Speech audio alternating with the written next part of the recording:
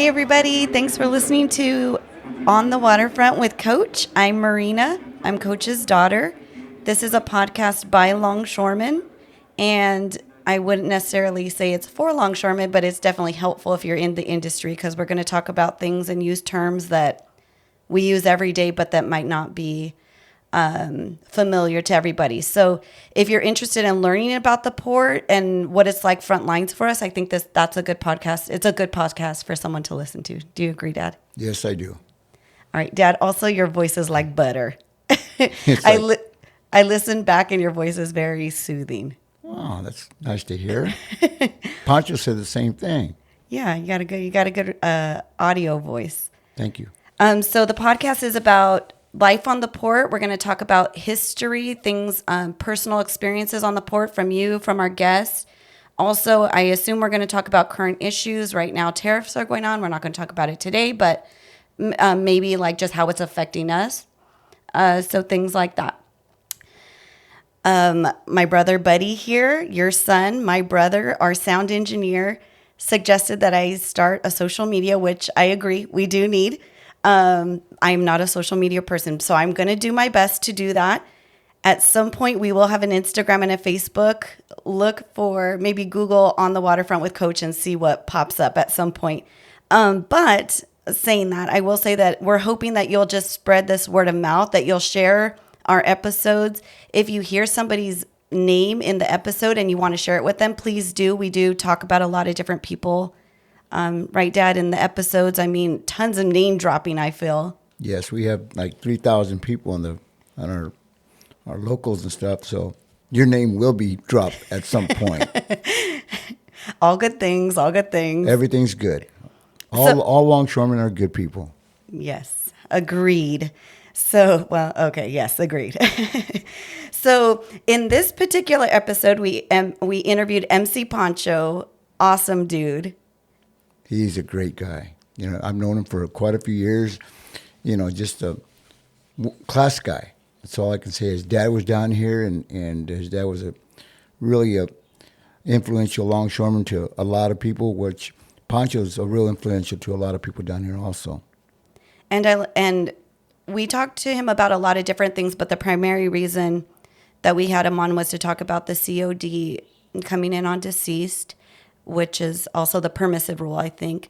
So he had a lot to say about that, like from his personal experience. And I think that those who are also coming in C.O.D. can learn from it. And, you know, just those of us who are listening can have a lot to learn too. Yeah, he's a perfect example of how the rule was applied and how it should be applied. So if anybody comes in as a C.O.D., they should look up Pancho and get some words of wisdom from him, because he does do a great job, and he's a great guy. Yeah, for sure. So when I first contacted him, he sent me 2 previous podcasts he was on. One is by Hoodstocks and the other one's by Icon TV. So I strongly suggest that you also listen to those, because he tells some really cool stories, some about his mom, some really funny stories about things that have happened to him. Like, he's just a very entertaining guy, which I truly appreciated, because when I was listening back to the episode, I'm like, I need to work on my interview skills, because I just kind of throw out some words that form kind of a question. And then he's like, okay, I know what you're saying. And he'll go with it. So I will get better at interviewing. So please, I'm aware of that I'm stuttering a lot, and then my questions are not very clear. But he is a true professional. Lots of cool stories. He talked about 2 times he found stowaways. That was a cool story. So just super entertaining guy. I'm really really excited for you guys to listen to this episode. I think it's going to be a really good one. And that's it. We'll get to his interview. Thank you, Marina. You did a great job. Thanks, Dad.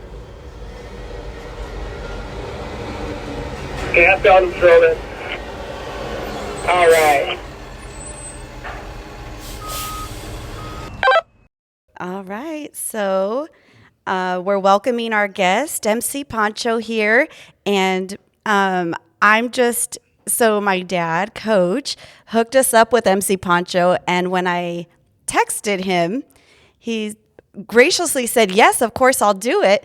And I was like, cool. And kindly, thank you for sending me a couple podcasts. Well, I watched those podcasts and I was like, holy smokes, this person is He's for real. he's great. This is the real deal. And I am just so grateful. I told you over the phone, I'm just so grateful that you would do this for us.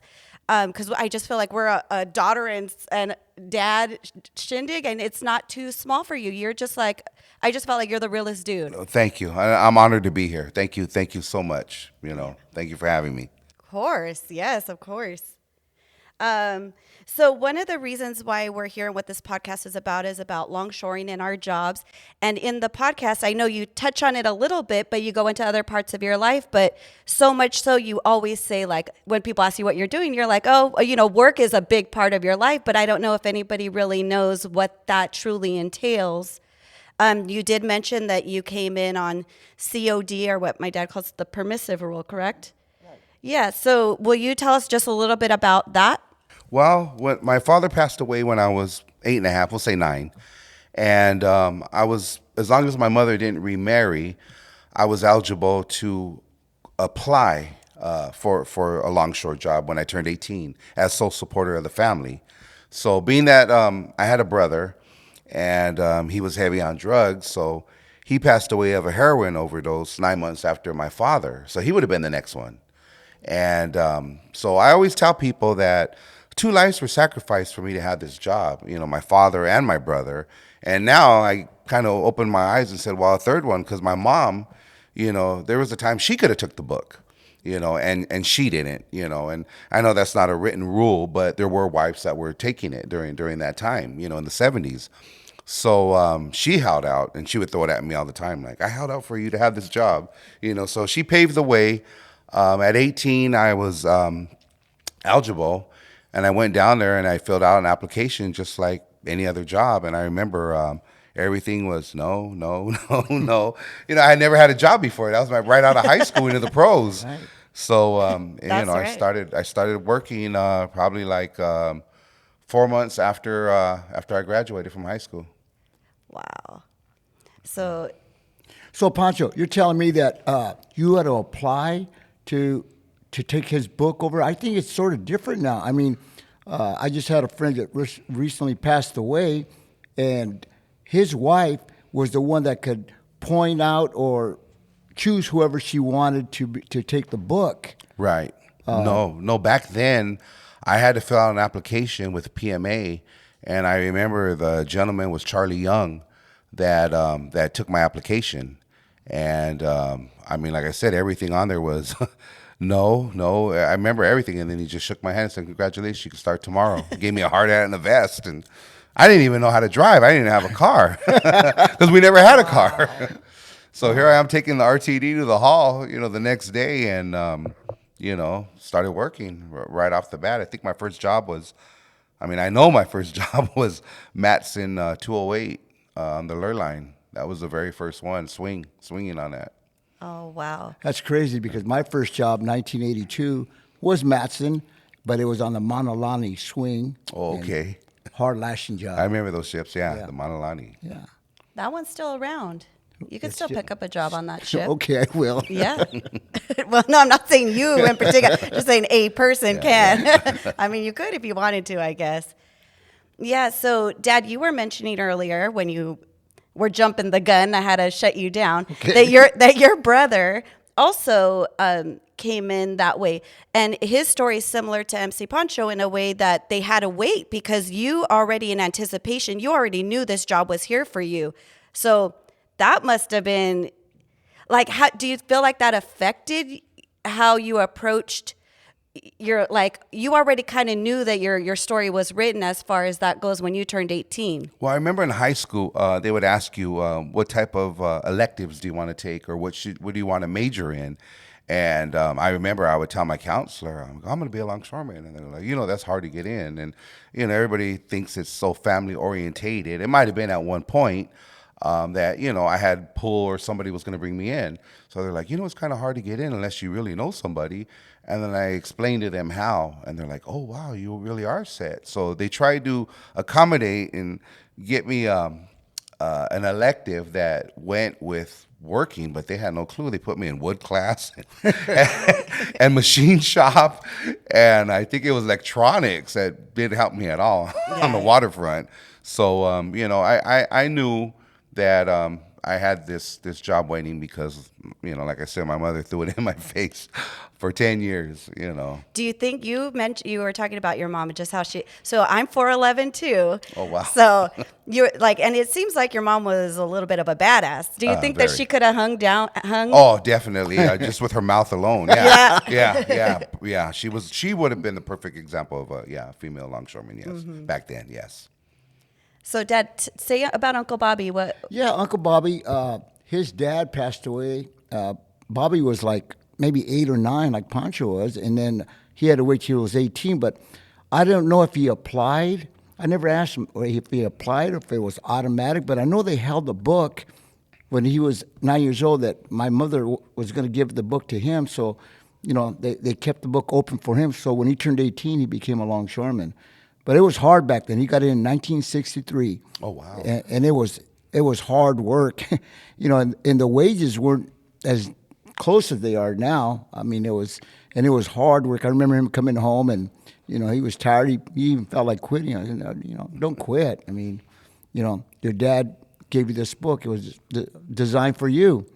And, that was in 1963 when he got the book. Yeah, there were times when I was the youngest one down there for 2 years, so there was no hiring. And honestly, there was times I was like, maybe I should look into something else. Maybe this wasn't for me, because number one, I'm afraid of heights. So now we're going aloft, and we're not even, strapping up or anything during that time. And I'm like, you mean we're going up on the ship? Like on the ship? Like, why are Like why are we on the gangway? crane? Why aren't we walking up the gangway? So. Oh, you went up on a crane onto the ship? Yes. Oh, yes, I have not done that yet. That's something I haven't done yet. So that was all, par for the course. Oh, Yeah. it was? Yeah. Yeah. Par for the course. You go up on the crane. But the ships weren't the size that they are now, were they? No, I mean, there were you would get a merce ship that was 5 high, and that was something back then. You know what I mean? So now imagine going on top of these ships as high as they are, and 8 or 9 8 high. or 9 high. Is that what they're doing now, Coach? Yes, I mean, because yes. I haven't been on a ship since, 1994, I think. Was the last time I was on a ship. Oh, wow. Yeah. That would be, I think, surprising to some listeners to know that there's, just because the port's so big, that not all the jobs are working against the ship. There's so much. So there's you so work, many different categories. Totally. I mean, you have the rail, you have your dock work, you have a sweeping job. There's so many numerous categories that you would be shocked. Like, that's longshore work. yeah. So have you always driven, because you drive top now, have you Yes. always driven top? Like, is that your... No, I kind of got grandfathered in on that. I was on the dock board, and I remember I picked up a job at Evergreen, and there was an older foreman there by the name of Buster, and he was a dear friend of my grandfather's. So he had asked me if I wanted the job. I said, I've never been in one of those before. I go, I'm your pin man here, just turning pins. And they all pulled for me. They go, pick it up tomorrow. Just pick it up tomorrow. They didn't even have a CY board. That's the board I get those jobs off of. Back then, you would get them off the UTR board, the AUTR board. And so I picked it up the following day, and I remember it was during a time of a slowdown because we were going through a contract. So they hired me. They hired me right during that. And the good part was there was a slowdown, but I was slow as it was because I couldn't drive. So during that time, they hired me, and I remember I was just about to tell them, no, I can't do this, and during that time of hiring a steady, or even paying out of the hall, there was no cap on hours. So they took care of me. They made me an offer I couldn't refuse. That's all I'm going to say. And money-wise, from what I was doing prior to that as a pin man, I was like, no, I think I could stick this out. So once I got my first paycheck, I should have framed it. And then what did I do? I got more in debt. I got more in debt. I bought things that I didn't even need. But, I'm grateful for them giving me that opportunity because I couldn't drive for nothing. I'll vouch for his driving ability right now. He's driven for me many, many times, and he's one of the top drivers in the whole waterfront. And I'm not saying that because he's right next to me. He's really, really good driver. Thank you. Wow. Good driver. Yeah, that's Pancho, you said your grandfather, so you're a third-generation longshoreman? Yes, I am. Yes, I am. Wow. Yes, yes. Is there anything that you've heard about your or do you know anything Well, about? I know my grandfather retired from the hole during a time when he had to retire, when they made you retire. So I remember he didn't want to retire, but it was I guess it was in the 70s or late 60s, early 70s, and he was forced to retire. You know, he couldn't at a certain age. He couldn't keep going. Then that changed eventually after. Do you know how he got started by chance? He came from El Paso. I know that him. And a couple of family names. I know it was him and a great grandfather of the Luera family, and there was a third one. I can't remember. They were all from Pedro, and I mean they were all from El Paso, but they came to Pedro. That's where they settled. And my grandfather rode underneath the train, holding on all the way from El Paso because they heard there was job opportunity out here. So it was him, a Luera family, and I don't remember who the third one was, but they all came from El Paso, settled in San Pedro. Whoa. Yeah. Wow, that's pretty cool. Yeah. And then to get a job, I wonder how, if it was that back in the day where you had to put your ID in or was that? No, my grandfather came, he was sworn in by Harry Bridges. Oh, And, Dad. This was That's my dad's hero. This was a time Idol, when man. my mom would tell me stories that I guess they would listen on the radio for the jobs. So they would listen through radio how many jobs there were. And during that time, the hall was in San Pedro.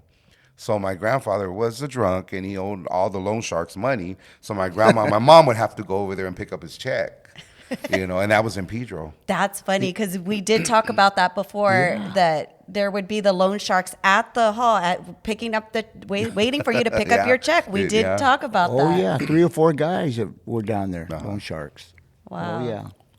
Yeah, that's crazy. That is crazy.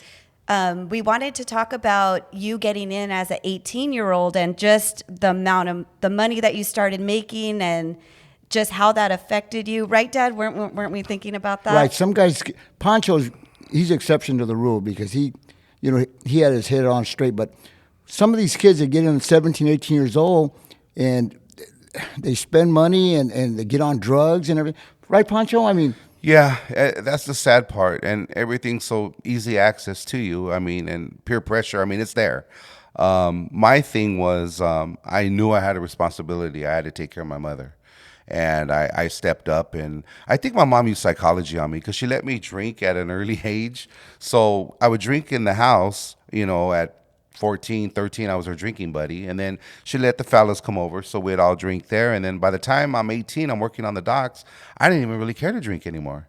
So I didn't pick up drinking and drugs. I've seen it my whole life. I've lost my brother, as I said, and numerous family members to heroin abuse. So that was never my thing. I didn't want to follow in those footsteps. And, I'm a materialistic guy. So once I started making that money, I started buying myself a lot of things that I didn't need. Look at all that gold and rigs. I'm still doing it. Awesome. Yeah, is that custom? This one with the hook? Yeah, I even have my registration number on it. Really? Can I say it? Sure. 6195. With a 3 in the front. Yeah, not a 1-3. What With are a you, 3. Dad? I'm 48, 44. Yeah. Wow. Yeah. I'm 13, 77, 79, but 6195. That's beautiful. Thank you. And your chain, is that by a longshoreman? Did a longshoreman make that for you? No, this one was made by, I know the gentleman that you're talking about. There's one that makes them. This was made by Captain's Treasure Chest. This is solid white gold. It's over a pound. So it's not stainless steel. A lot of people Can think I it's... touch that? No, I just want to hold it in my hand. Wow. Oh my gosh. Look at this. Beautiful. What? That's amazing. That was an Look at that investment back in the days. detail. That was an Wow. investment. Because that's, like I said, over That's a pound Pirates of the white Caribbean gold. stuff right there. That's beautiful. Thank you. So it looks like are you into like Maya? Aztec. Oh, Aztec. Okay, yes. see, I don't know my history. Okay. Wow, Yes. that's gorgeous. Oh, and you have your butterfly for your mom. Yes. Oh, That represents my mother. You know my story. I do. Somewhat. I do, yeah. Pancho, Somewhat. yeah. Pancho, getting back to the rule there, at one time, you could give your book up. You could work till you're 70, 80 years old, and if when you pass away, carry on the book. Now, a few years ago, they cut it down to age 62.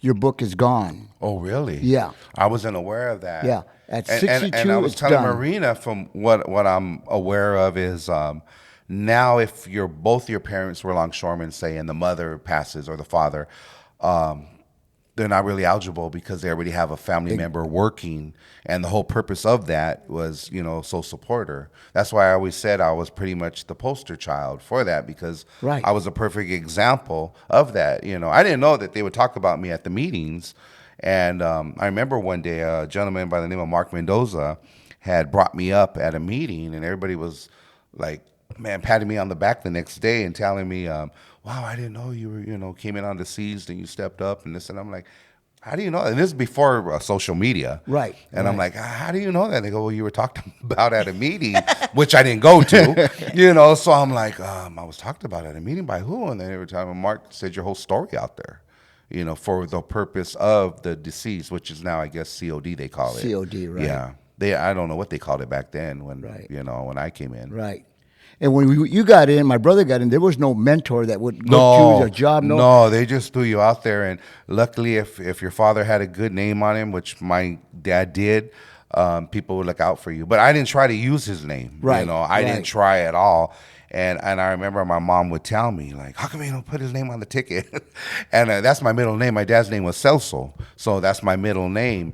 And I go, no, I'm trying to build my own. And then I remember after, because I didn't know anything. I'm right out of high school, first job. Didn't even know how to drive a car, let alone stick shift on an auto job. Right. So I remember I started writing my dad's name on the ticket, Frank Celso Ariza. And the same boss that wanted to fire me the week before now is, hey, you want to go home after lunch? You're taking care of me, looking out. It's who you know. Oh, yeah. You know what I mean? It was who you knew. It goes that way now. Yeah. I look at the tickets and I say, hey, is your dad so-and-so or your brother so-and-so? Yeah, okay. Well, step to the side over here. And, And that's a cool thing. That's a cool thing that we have. Care of, exactly. People that you work with, you grew up with and everything like that. Right. Yeah. And your dad was a heck of a worker, too. Yeah, he was. Yeah. Yes. I didn't mean to talk about this now, but we are talking about your dad. You did mention that your dad brokered a peace treaty with Wilmington and San Pedro. Back in the 50s, him and a gentleman by the name of Jack Slater, they had a meeting over at Banning Park. And we always say my dad baptized half of Wilmington. So you always find me. I mean, I'm from Pedro, born and raised. I'm still there. But I have nothing but love for Wilmas, and you'll find me at 3 a.m. at Tres Conchinitos. Do you see this guy over there? This is Not at 3 a.m. Oh, okay. I was there today having that. Yeah. I was there today. That's our last stop. Yeah. Before we, after the clubs, and then we head home. So we're always there from about 3 to about 5 in the morning. That's what our weekends consist of. Really? Yeah. This is funny. You mentioned Jack Slater. I've known Jack Slater. Well, I knew Jack Slater for many, many years. Mm-hmm. His son, Richard, we call him Lefty. Lefty. Lefty. Yeah. And we grew up across the street from them. And I wow. remember Jack used to take me to the Banning football games when I was just, 10 years old and stuff. He would take us to the game, pack everybody up, go to the Banning games. In the blue van. Hey, you got it. In the blue van. Yeah, we used to go to the Ram games. Yeah, they'd take me to the Ram games as a kid. And there's a lot of history. My Jack actually baptized my brother David. Wow. So, yeah. And then my Nino, I was baptized the Holy Family. So everybody trips out when they hear that. Okay. Was Huicho Lopez, who was from the east side of Wilmington. Right. That was my Nino. Okay. Yeah. So my dad, like I said, had a very close relationship with Wilmington, Pedro and Wilmington, which was, rare. Right. And, you know what I mean? He baptized half of Wilmington because I'll meet guys, that would hit me up and be like, hey, where you from, Pedro? And then I don't know how it'd come out. I'll give you a perfect example. Anthony Espino. Okay. I'm working with Anthony, Mud's son. Right. So I'm working with Anthony, and Anthony was playing the Wilmington Pedro thing. Rest in peace, Anthony. And I didn't have a car, so I'm telling him, hey, can I ride with you? I'm going to the same job with you, And I remember he was like, yeah, but you can't hang out with me at lunchtime and this and that, right? He treated me kind of cold. Right. And he's like, and you're from Pedro, right? I'm like, yeah. So then later on, he found out who my father was. And he was like, Celso is your dad? I go, yeah. He goes, that's my Nino. Wow. And he was like, you want to come to lunch with me to meet my mom and dad? I'm like, oh, wow, now it's a change. So I would throw that. All of a sudden. Yeah. I throw that at him for years and years and years. Right. Anthony got in when I got in 1982. Oh, wow. He was driving trans, I think, at Zim. Uh-huh. And what a great guy. Yeah. Great guy. Yeah. Work with him. Wow, we have a lot in common here. Of course. Yeah, you guys have been in first. So what year did you get in? 1988. See, just 6 years. Yeah, you That's guys it. are. That's it. We're like brothers down there. Yeah, you are. Yeah. For sure. And then you mentioned that, I guess I'm going to skip it. You mentioned that you're close to retire. Well, you could tell me that again. Well, I was hoping to retire this last contract because this job has given me an opportunity to do many, many things. You know, I did music at one point. I've toured Japan 8 times. I got into acting. So I always said if I could, retire, now, because there's no age limit on acting, I could go back for these, auditions and get an agent and finish what I never really completed. So I thought I was going to get out this contract, with I guess what do they call that, Coach? Like a buyout? Yeah, where a bridge. They add your age, yes, and how many years. So I was over, right. But then that didn't go through. So next year I'll be maxed out. Actually, this year, December, I'll be maxed out. I'll have 37 years in, but I'm still too young. I have to be 59 and a half. Might as well say 60. And I'm 54 right now. So I got to give them another 6 years, we'll say. So I guess I'll be down for a while. I mean, we'll work together, Marina. Yeah, for sure. Because I worked with your dad numerous times for your father. Yeah. Well, I'm night sides now, so maybe. Have you always been days? I've always been days. Yes. Yeah, I was days, and then I went to nights for the summer because I have kids, so it just worked out for our schedule.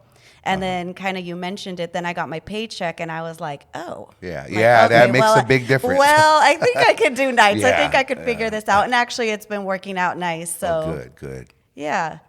So, Dad, you are of age to retire. I can retire. So what are your thoughts around retirement? I'm having so much fun down there right now. I mean, the camaraderie and everything. You go to work, you meet guys like Pancho there all the time, and I just I'm not doing anything, no physical work. Mm-hmm. So I'll just go there and make out the payrolls, make sure everybody's properly dressed, and you're a safety man down there. A foreman's a safety man. But as far as retirement, I may go a couple more years, at least a couple more years. But well, the trick is to make sure that you're healthy enough to enjoy that money once you retire. That's the trick. Right. I try to stay healthy. I eat well and I try to take care of myself. What were we talking about? Los Tres a little while ago? Well, once in a while. Well, don't do it at 3 a.m, Coach. Not 3 a.m. and go to sleep. No. But no, I still enjoy what I'm doing, and I think, like everybody says, you'll know when it's time. Mm-hmm. You'll know when it's time, but I don't want to be walking around with a cane, or people say, "Hey, why don't you retire?" Yeah. Nobody's saying don't retire yet, so I'm going to keep going. I mean, you look great, Coach, and you're in great. You're an inspiration for me because I still want to be able to walk when I retire and enjoy it. You know what I mean? And wear and tear so many years down on the waterfront, it hits you. Driving that top handler, your legs take a beating and stuff. Yes. And your neck, how's your neck? Yes. When I was in Las Vegas not too long ago, it's a trip because they come up to you in the casino now and they ask you if you want a massage while you're playing the slots. Right. So this Asian chick comes up to me and she's like, "Hey, you want a massage?" I'm like, "Right here?" So she massaged me. It's on my social media. And she loosened something in my neck where, because from going, how you go 6 high, Coach, you're looking up. I couldn't go all the way back. And she loosened me up so good. I got to go back to Vegas just to find this lady. Yeah. Because so I'm good. I'm good. I haven't had no knee problems. I mean, knock on wood. And, I am slowing down and, I'm getting up there, but age-wise. But, no, I've been fortunate to be, Yeah. I hope I make it to my retirement because that's all I'm looking forward to. So is your plan to go into to like go into acting more? I'm still doing it now. You know, I'm not really going out to the auditions. If they have something for me, I'll take it, which I just completed a movie a while back, and then I have another one coming up in April that I'm doing. So, you know, those just came my way. I'm fortunate that they came my way. I didn't have to audition. They just wanted me for them. So do you have an agent and he calls you and No, says, no. These are all through word of mouth. The tattoos got me into Hollywood. So I took acting classes in Beverly Hills on Doheny, Athena Acting, and she was an agent and responsible for the gentleman on that video, the commercial. It was a guy riding a horse backwards for Old Spice. I don't know if that was one of her clients. So she had signed me briefly. And I wanted to just jump out there and just take anything. And I remember she told me, like, slow down, you know, your time's going to come. I don't want you to start off with background and extra, which I did. And it was a learning experience for me. I mean, I was fortunate to be on Dexter, CSI, NCIS, Southland, and I was a Mayan on Sons of Anarchy. You know, so I had reoccurring background features on that. They would bring me back, you know. Great. So it was cool, you know. And then I had 2 that went to big screen with speaking roles. So once you get a speaking role, you're considered an actor. Yeah, you have an IMDb, is that? Yes, I do. How cool. Yeah. So how did you so you took the acting class? I took the acting class, and then it was just word of mouth. You know, the tattoos, you have this look, you know, and you want to try for this spot, and that's what I did. You know, thanks to social media, too. Yeah, during that time. And I think that time it was MySpace. So MySpace helped out a lot. Mm-hmm. Yeah. How cool. So that is what you want. Or what else do you want to do? When I spoke to you earlier, you said you had some video of you gardening. Like, is that? Oh, no. No. You don't want to be a gardener? That was just something to do on Saturday and Sunday, which I had it because I didn't work this weekend.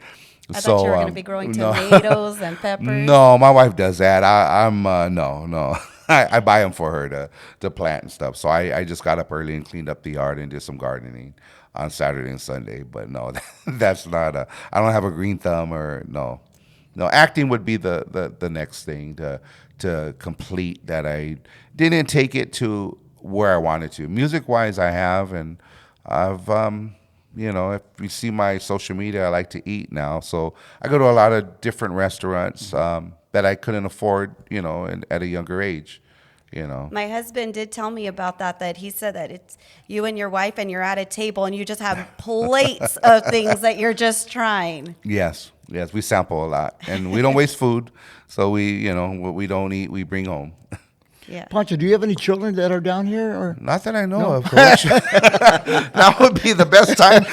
You know, that's a funny story because there are some that have come out of the woodwork and have said that they were, you know, my children. Yeah. And one of them, I even bought the story. It was a guy from he's probably listening too, from Wilmington, and the story started, maybe I am, you know, but then I go, well, wait, how old are you? And the guy was like 5 years older than me, so that didn't, that wasn't happening, and I've had quite a few that said they, but no, confirmed, not confirmed, yeah. Wow. So then your book would end. Your book as a longshoreman would end with you. Correct. Mm-hmm. Yes. Yeah. Mm. So the way that I'm going to pull this up, Dad, so you're going to have to carry the conversation for a second. Because I'm going to pull something up as the way that I was introduced to you and to your social media. I'm going to have to pull it up. But in the meantime, I was talking about the different things of Pedro and Wilmington. So have you had Charlie's sandwiches? No, where's that at? The gas station. Oh yes. The yeah. Oh yeah. Charlie's. Yeah. Okay, yeah. So Oh yes. Charlie's or Busy Bees? What's your? I gotta go with Busy Bee, and it's not a Pedro Wilmington thing. Charlie's was bomb. I ain't gonna lie. I like Charlie's, and I also did the chicken one on. Do you know that one? There's a chicken spot at another gas station. I want to say on the end of is it PCH or is that Anaheim as well, in Wilmington. Chicken place? Yeah, they sell fried chicken in a gas station.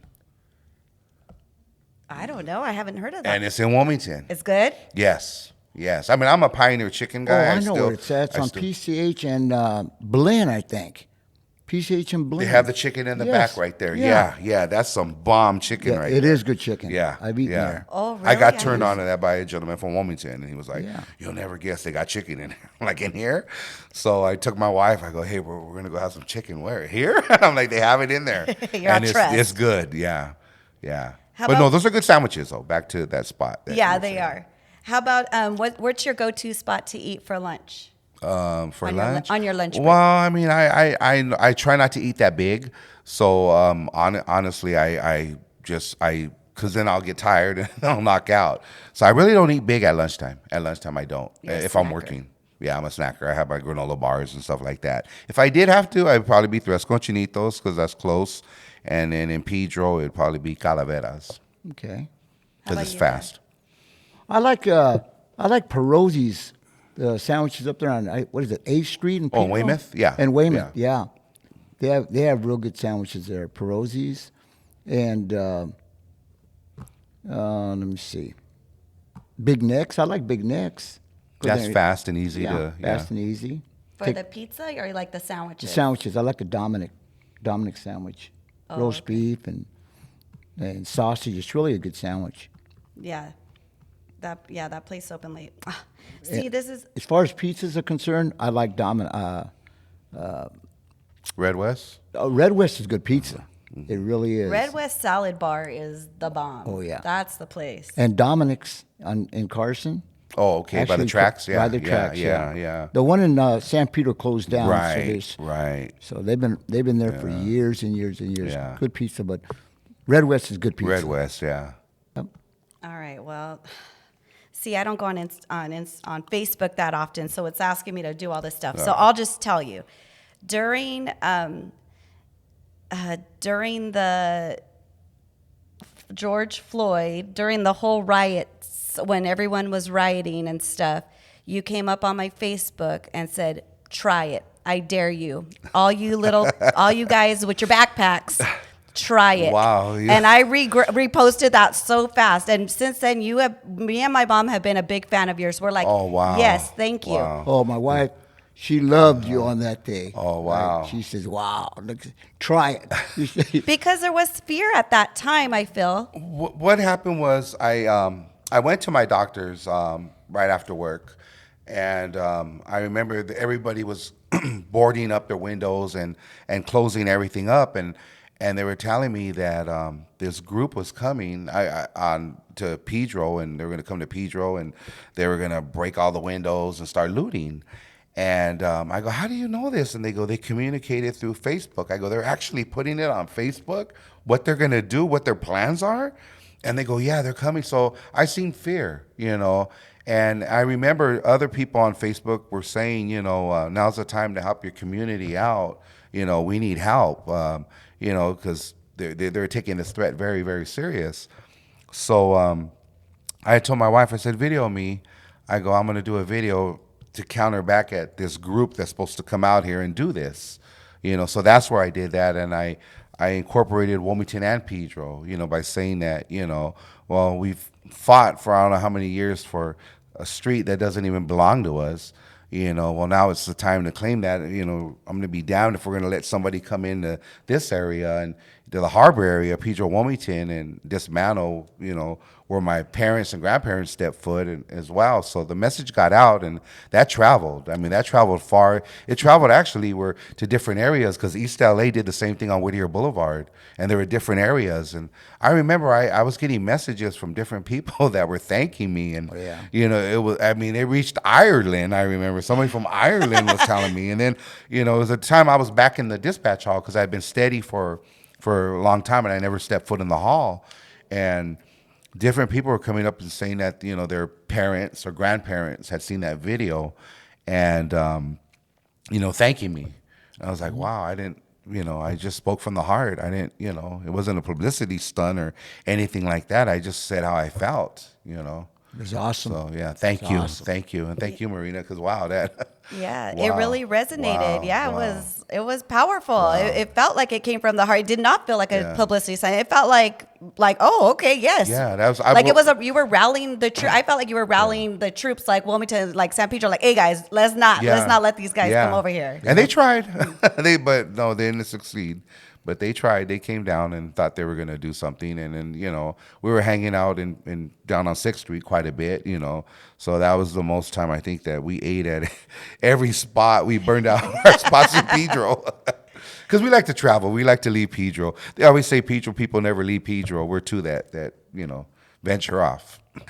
So earlier you mentioned we were talking a lot last time on the podcast about the injuries and being in the hold and getting hurt. And then you talked about not wanting to be being afraid of heights, I guess I'll say. Has there been a time? I guess I have two questions. One is, have you ever been injured or had something happen or close to happen, or have you seen anything happen? Because we talk a lot about the job and how we get paid well to do what we do, but there's also a lot of risk. So I feel like I always like to ask that question of people. Yeah, lately I've been posting up some old throwback pictures on my Instagram, and a lot of people see me. I was using a cane for a while, and they thought it was just like a fashion thing that well, it looked gangster with my outfits. But no, I had gotten hurt at Matson. I was driving a UTR. I drove UTR briefly, and I was driving a UTR, and I was taking it was a sugar cane or a sugar processor on a flatbed, and it was overweight, over height. And I remember I had to take it to the scale. This is Matson 208. And I took it to the scale, and it turned on me. So when it turned, it went over, but it didn't go all the way over. So imagine I'm in the cab and I'm going over with it, then it decides to go back. And when it went back up, it just slammed me like 3 times. The fifth wheel broke off, and it ended up taking off like a Frisbee. The fifth wheel ended up, I think, on the roof of Matson, because they had like these small, remember the buildings, Coach? Yes. They weren't that high. They were like by the auto lot. So I think the fifth wheel ended up on the roof. And I remember I thought I broke my teeth, because my teeth were bleeding pretty bad, but because I hit them on the steering wheel. Wow. And I was out for about a good, probably 8 months, 8 or 9 months, close to a year on that one. Yeah, so that was the only time I got hurt. And then as far as seeing anything like different on the waterfront, stowaways, stowaways in the ship. Really? We were throwing bananas, and Tell there was me about that. we were throwing bananas, and in the hatch, in the pile, right where we were digging these bananas out. Well, first we found there was some objects in there that normally would have been shut down on health and safety if it happened today, but we're going back to like '89.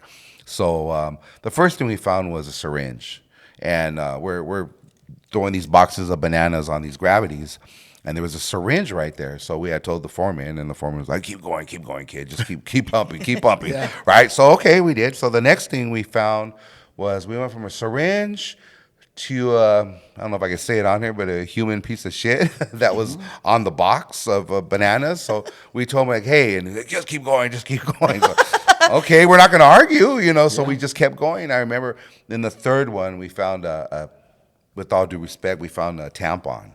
And that was it. We're like, hey, we're standing by. We could have got poked with that needle. Well, that was the first thing that should have stopped it right off the bat. Right. But now we're finding, human feces and other stuff. And we're like, so while we're arguing with the foreman, these stowaways were in that area. We're getting closer and closer to them. And I remember they knocked over the pile, and they looked at us, and we looked at them, and they're hollering, and we're hollering. I mean, we're in shock. So they're running all through the hatch, down below deck and above deck, and then they caught them, and they just put them in a little. Did they still have the jails on the ship, Coach? Because that one had a little jail. And they had little bars on. I have a picture shaking hands with they put them in a jail. They let us give them what we had off our back. I remember I gave them a sweatshirt, and then we gave them like money. And they were, but now now that I look at the picture, and I'll send you the picture because I don't know if you want to put a picture with the story. Yes. It looked like they barely welded the bars on there. That I was looking at the picture, and it's me shaking hands with one of the stowaways. So I was wondering, do they have jails on the I on the imagine ships? they would have something like that. Like a little holding area, Yeah, but that's little holding like a tank. little cell, like a little. It was a cell. Yeah. So yeah, that. And then another time I was a dockaloff, and I was cutting the locks with the clerk, and that one made the news. That one was on the news. That was at God, I want to say give me a spot, Coach. That was right next to 206. 206? Yeah, they had longshore security there. I remember. What was right there by the end of the world? But it wasn't the end of the world. What we called the end of the world, which was 247 in our days. Merce No, it wasn't Sealand? Merce. No, it wasn't Sealand. There's ITS over there now. ITS, and Sealand, LBCT. LBCT. It wasn't LBCT. It was all the way by the rocks. Remember, I don't know if the rocks still exist. We used to go to a spot called the Rocks, and they'd have a catering truck that was in there, and people would fish off of it. Yeah. So what was that terminal right there? It was a major terminal. Yeah, I can't remember. It was SSA. But what? What was that? It wasn't the end of the world. God, that was so far back. Yeah. So anyways, that there was was way back. we were cutting these locks. I was cutting these locks off, and we were supposed to do so many containers. And You're then cutting we're- the locks off the containers. yeah, To and then the open them clerk to- would go in there and check it out and whatever what do they call that? There was a name for that, Coach. They would order a dockaloff, and then you worked with the clerk. Yeah. And the clerk would just do you would just cut the locks off, and they would go in and check it out, and then you would just close it back up. Yeah. That seems like a customs. Yeah, no, they would get a longshoreman to do that. Oh, okay. Yeah, Back longshoreman then, would do that. Now they probably would do with customs. Yeah, customs. You know, But well, I can't remember what they called the guy. But there was a category for that or a name for it. So we were supposed to finish and before lunch, but we ended up taking a lunch, and I didn't have a car, so I stood there. And I remember I was sleeping in the pickup truck and just sitting there waiting for, a whole hour, for lunch to come back. And then I seen the door kind of crack open because I just opened that one up. And then I just seen it all. Am I seeing things? And then I just seen these people coming out of it. And yeah. How many people? Oh, at least six or eight back Out of a then. container? Yeah, single file just looking. And I looked at them, they looked at me, and I just pretended I was asleep. I mean, they didn't make it, poor thing. They didn't make it because security nabbed them, and then it was on the news, and it was a big old thing, yeah. Wow. Yeah. Where do you feel like these people, like in both instances, where were they from? These ones, well, the ones on the banana boat, we'll call it, those were from Ecuador, and then these ones were from, I guess, China somewhere. They were Chinese or of Asian descent. Wow. Dad has that? Have yeah, you? as a matter of fact, I was at Yang Ming. I was a chief clerk there, and they customs had us stage a can. So we bought a can, we staged it right there. So they knew something was in there. So then they had all kinds of custom people around, and they opened it up, and about 8, 10, 12 people came out of there. Wow. Yeah, Oh, my. yeah. But they knew someone was in that can. They were tipped off. Yeah, they were tipped off. Yeah. Yeah. And then other times, they brought illegal cigarettes over there, and they had to stage a can, and they had the trucker come pick it up and take it, and they follow the guy out. Oh. Yeah. Oh, okay. So it was like a sting. It was a sting. Oh, okay. Yeah. Wow. So that was the only experience that you had. I feel like it would happen more often, but I guess not. Maybe it's very rare that people would stow away. Or you probably just don't hear about it. Yeah. Yeah, that's true. They're not reported and recorded. Yeah. Yeah. That's incredible. Imagine being on the ship for Yeah. all that time Yeah. in a container. Oh my Yeah. gosh. Pancho, have you ever been on a job when somebody got hurt and, hurt pretty bad? I've heard stories. Yeah. Fortunate to not witness what I've heard. I Yeah. mean, I've seen some people get, pretty banged up in the Yeah. hold. But no, Yeah. no. Talking about Yang Ming, right before lunchtime, superintendent, hey, coach, come here. So I went over there, and there was an outside trucker. He was gone. Wow. He was gone. What happened that he was waiting in line. he went in between the containers, okay, and I guess he was urinating, and the line started moving. So he ran out between the containers, and another outside trucker hit him. Oh, wow. When I got there, he was 45 feet in the other direction. The man literally died in my arms. Oh, wow. I mean, he took his last breath. And then about 5 minutes later, the paramedics came, fire department. I said, I don't, and he just checked the pulse, and they threw the blanket over the guy, that's one of the things I still remember. People don't realize that. That's something you're never going to forget. And I leave that on my safety talk. Whenever there's dock signals against the trans, I tell them, look, when you come out, you look left and you look right. Do not run out, because this happened 20 years ago, and I feel like it just happened minutes ago. Wow. And I don't want to ever witness that again. It was horrible. Yeah. Horrible. Yeah, but it's a tough industry. Yes, it is. It's a tough, we get paid a lot of money, while the truck driver, but we get paid a lot of money, but I've seen a lot of injuries down there, and I've had 2 first cousins get killed down there. Oh, wow. Yeah.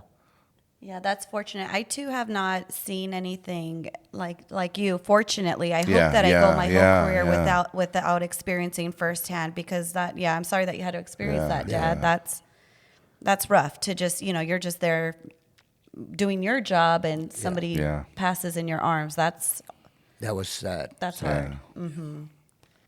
So I didn't think I wanted to bring this up. I hope you don't mind. Because you were telling the story about your mom, because your mom passed in your arms. Yes. Incredible story. I think Hoodstocks is where you talked about that. Yes.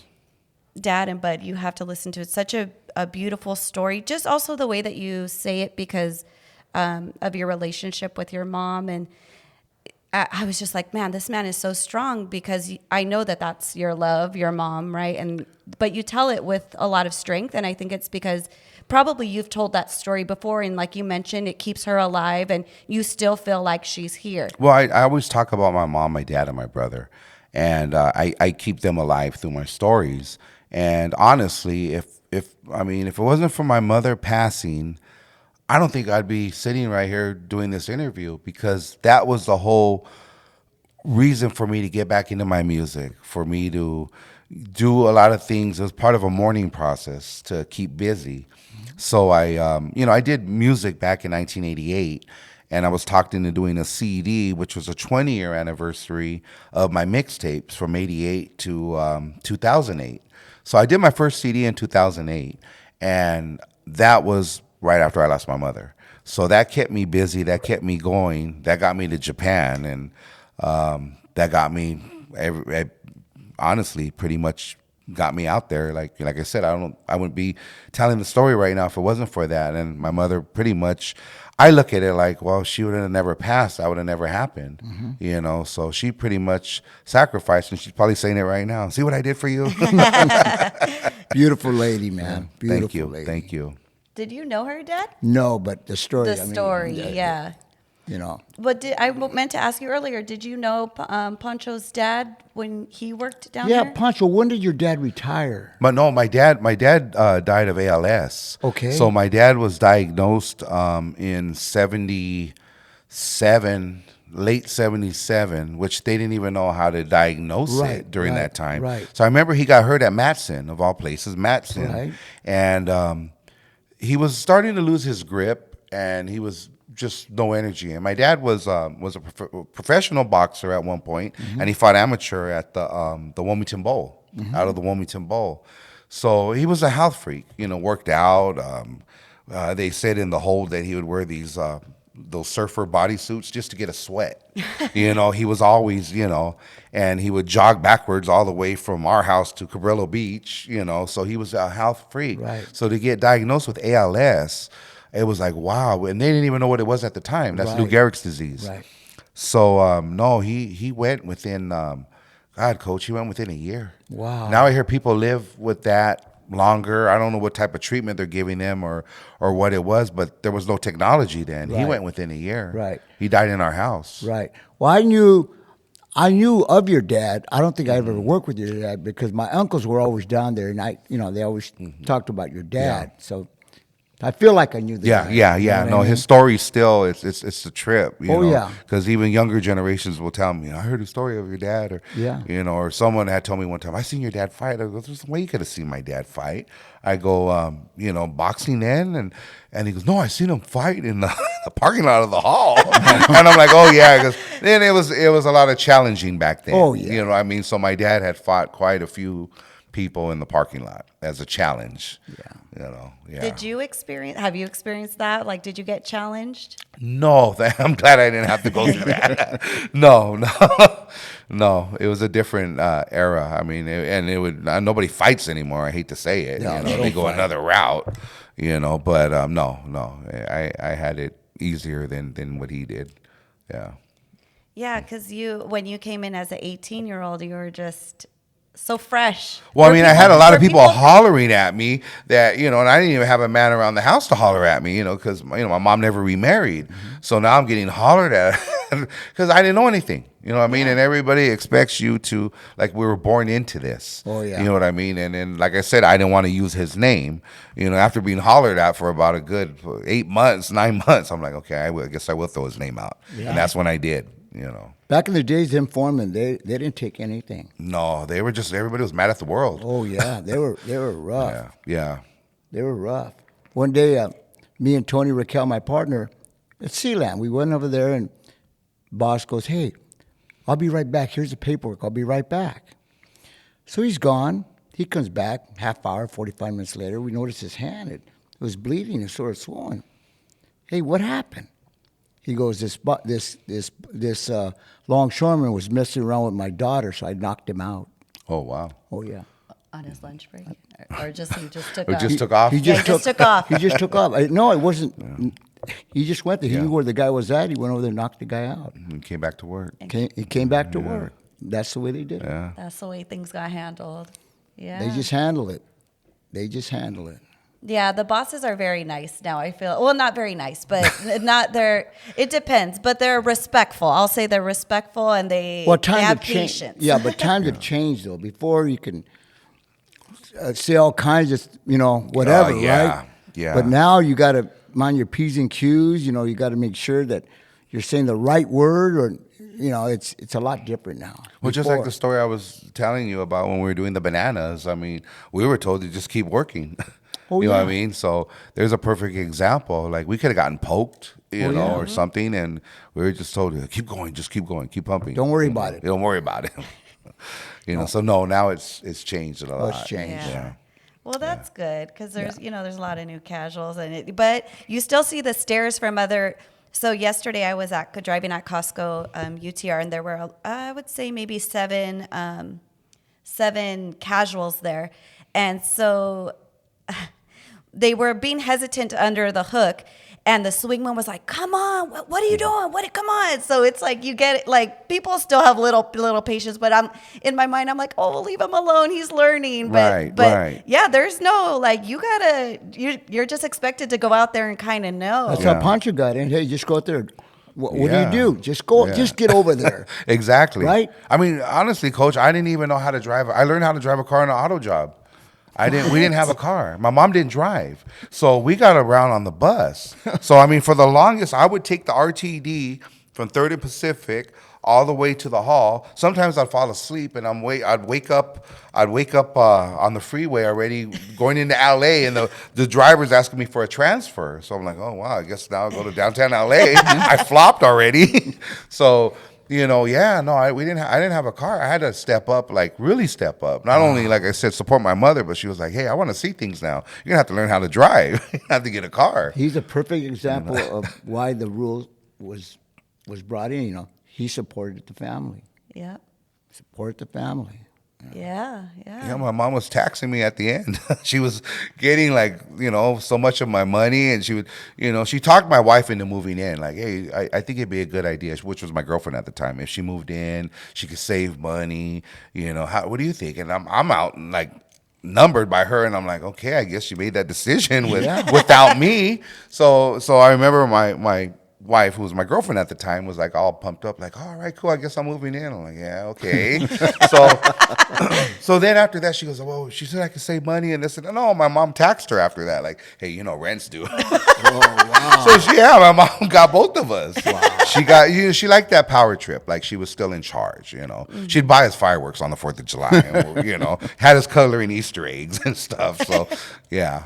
Oh, that's so cool.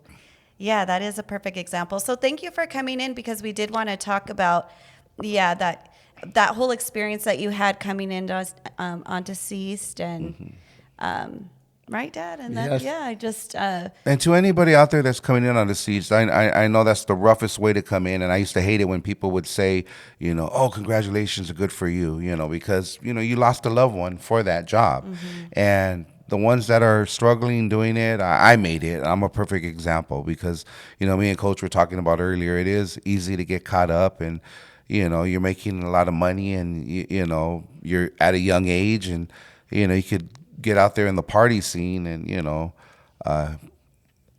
get caught up with some pretty bad habits. I've seen it happen, and I've seen a lot of them lose it, you know, lose their book behind that. So, you know, I'm a perfect example. I stuck it out. It can be done. It's not impossible. Well said. Well said. Thank you. Pancho. Great job. Thank you. All right. Well, thank you so much again, and I really enjoyed our conversation. You got my support, and I wish you guys the best, and thank you for having me. Of course. Thank you.